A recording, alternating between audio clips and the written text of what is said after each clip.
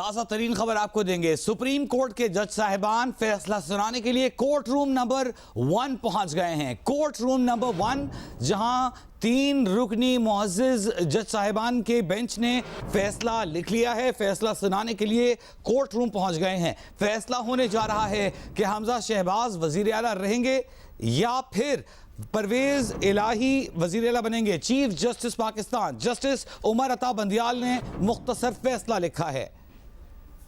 ताखीर पर माजरत चाहता हूं, यह कहना है कुर्सी पर बैठकर मोहतरम चीफ जस्टिस का। उनका यह कहना है कि तफसीली वजूहात बाद में बताई जाएंगी। इस वक्त मुख्तसर फैसला लिखा गया है जो सुनाया जा रहा है। अहम तरीन खबर आपको दे रहे हैं। मुख्तसर फैसला तैयार है। अब से कुछ ही देर में जज साहब दरखास्त मंजूर कर ली गई है। अहम तरीन खबर आपको दे रहे हैं। दरखास्त मंजूर कर ली गई है। डिप्टी स्पीकर के खिलाफ परवेज इलाही की दरखास्त को मंजूर कर लिया गया है।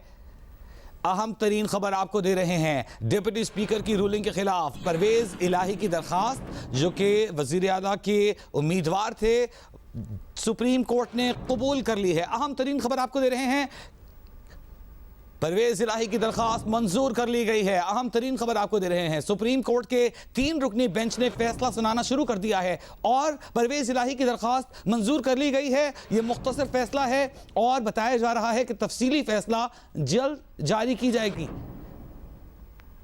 डिप्टी स्पीकर की रूलिंग दुरुस्त नहीं, फैसला सुना दिया गया है। डिप्टी स्पीकर पंजाब असेंबली दोस्त मजारी की रूलिंग दुरुस्त नहीं। सुप्रीम कोर्ट ने परवेज डिप्टी स्पीकर की रूलिंग कल अदम करार दे दी गई है। अहम तरीन